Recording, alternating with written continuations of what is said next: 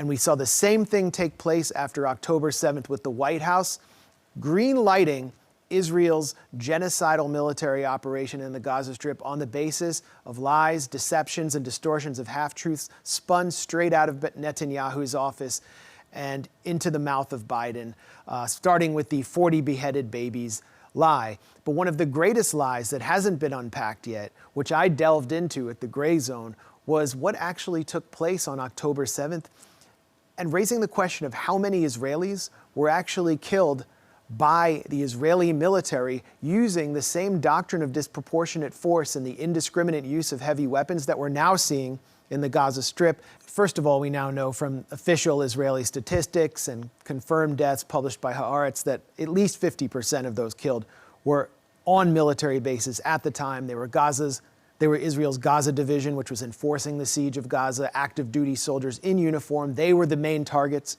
of the Hamas commando division, their elite units.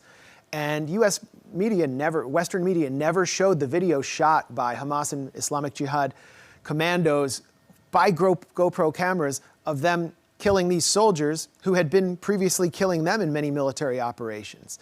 They turned to the killing of civilians or Israeli non-combatants in order to create political space for what was to come next, the Israeli operation inside Gaza. Now, it's clear that in the attempt to take captives, Hamas militants did kill civilians. They were shot with Kalashnikovs. Some may have been killed with grenades. Those were the only weapons they carried.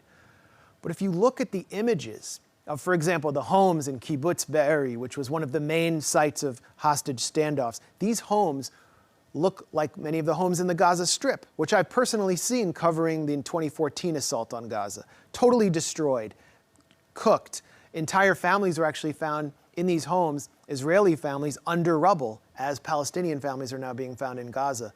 If you look at cars which were fleeing the Nova Electronic Music Festival, these cars were completely charred, melted, and many of the bodies that were found inside were also charred. And all of these images were taken and presented to Western media in various screenings and through these websites as casualties of Hamas's savagery, that they burned people alive, that they burned entire families alive. And what's absolutely clear and confirmed is that the Israeli military shelled these homes in Kibbutz Be'eri with tanks under orders from the top to, as one kibbutz security coordinator named Tuval Eskapa put it, to shell the homes on top of their occupants, even if they were Israeli.